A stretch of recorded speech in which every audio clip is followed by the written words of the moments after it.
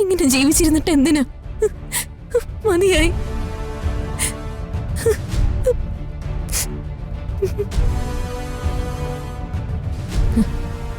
ഇനി എന്ത് ചെയ്യണമെന്ന് എനിക്ക് നന്നായിട്ട് അറിയാം.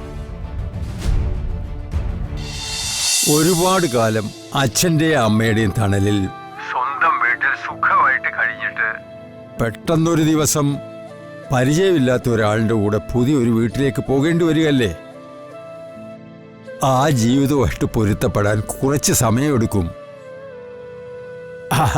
അതൊന്നും അത്ര എളുപ്പമുള്ള കാര്യമല്ല. അല്ല, മുത്തശ്ശി പറയുന്നതൊക്കെ മോക്ക് മനസ്സിലാകുന്നുണ്ടോ?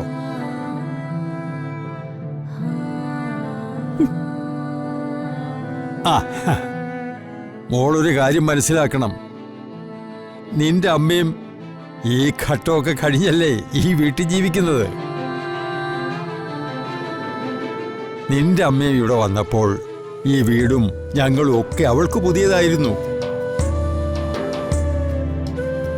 പക്ഷേ പതിയെ പതിയെ ഈ വീടുമായിട്ടും ഞങ്ങളൊക്കെയായിട്ടും അമ്മ പൊരുത്തപ്പെട്ടില്ലേ? ഇപ്പോ സന്തോഷമായിട്ട് അമ്മ ഇവിടെ കഴിയുന്നത് മോള് കാണുന്നില്ലേ?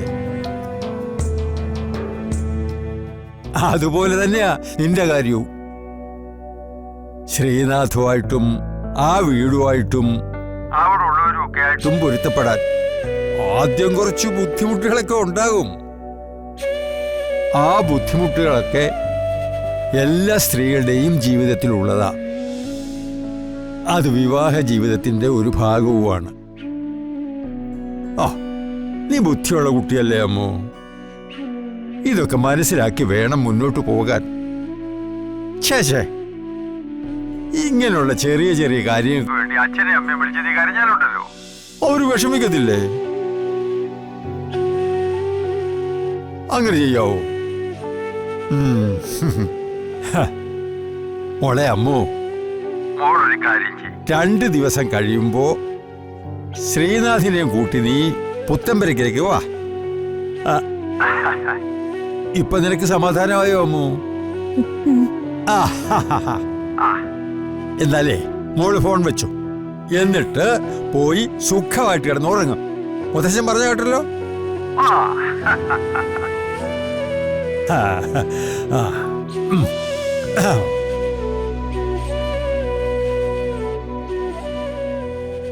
മോളെ, അവൾക്കേ കാര്യം പറഞ്ഞാൽ മനസ്സിലാകും.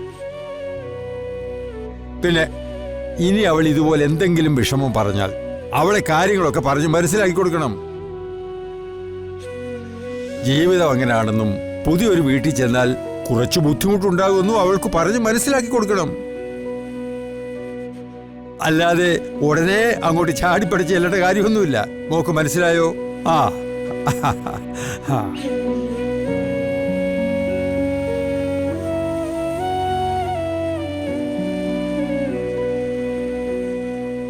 നീ വെറുതെ സങ്കടപ്പെടണ്ട. അച്ഛൻ സംസാരിച്ച് കേട്ടില്ലേ? അവൾക്കിപ്പോ അതൊരു ആശ്വാസമായി കാണും.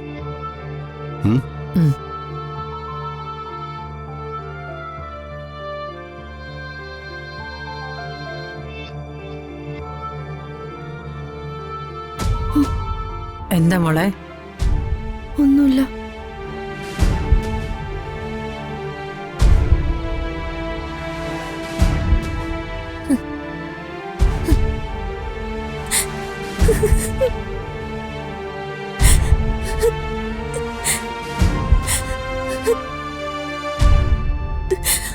അമ്മയായിരുന്നു എനിക്കുണ്ടായിരുന്ന അവസാനത്തെ പ്രതീക്ഷ. ഇനി എനിക്കാരുമില്ലല്ലോ.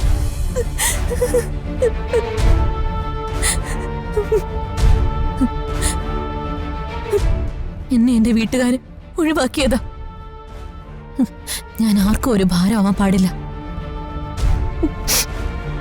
മുത്തശ്ശ, ഒരിക്കലും ഞാൻ ഇനി പുത്തമ്പുരക്കിലേക്ക് വരില്ല. എന്റെ ജീവൻ പോയാലും വരില്ല. ഇങ്ങനെ ജീവിച്ചിരുന്നിട്ട് എന്തിനാ? മതിയായി.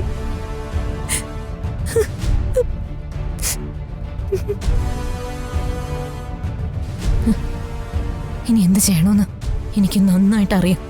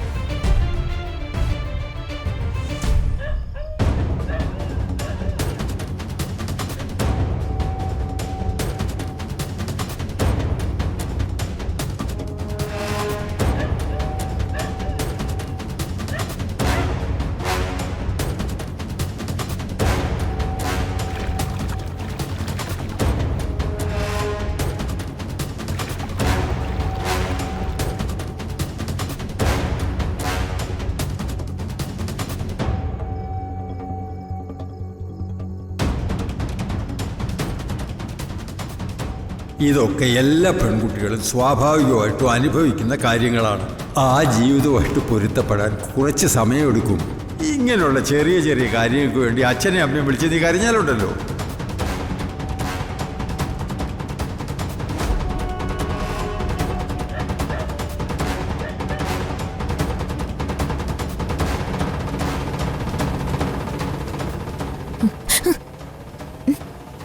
ഏട്ടത്തി ഏട്ടത്തി എന്തിനാ ഈ രാത്രി ഇവിടെ വന്ന് നിൽക്കുന്നെ? ഞാൻ വെറുതെ. വെറുതെയോ? അല്ല, ഉറക്കം വന്നില്ല, അതുകൊണ്ട്. പാറ്റയെ പേടിച്ചിട്ടാണോ ഉറക്കം വരാത്തെ? അല്ല. എന്റെ ഏട്ടത്തി, ആ പാറ്റ നമ്മളെ പേടിച്ച് സ്ഥലം വിട്ടിട്ടുണ്ടാവും. നോക്ക്, നല്ല മഞ്ഞുണ്ട്. ഈ സമയത്ത് ഇവിടെ നിന്നാ പനി പിടിക്കും. വാ വാ, അകത്തേക്ക് പോ. വാ. ദേ കിട്ടി, പാറ്റ കിട്ടി. ദേ മാറ്റ് ശ്രീയേട്ട അങ്ങോട്ട്. എടി, ദേ ഇത് ചത്തടി. അല്ല, നിങ്ങൾ രണ്ടാൾക്ക് ഉറക്കമൊന്നുമില്ലേ? ഏട്ടത്തിക്ക് ഉറക്കം വരുന്നില്ല. ഞാൻ ഏട്ടത്തിക്ക് കൂട്ടു നിന്നതാ. ആ, കളഞ്ഞു. കണ്ടല്ലോ, ഇനി പേടിക്കാനൊന്നുമില്ല. സമാധാനമായിട്ട് പോയി കിടക്ക്. ശ്രീയേട്ട, ഏട്ടത്തെ അകത്തേക്ക് കൊണ്ടോ.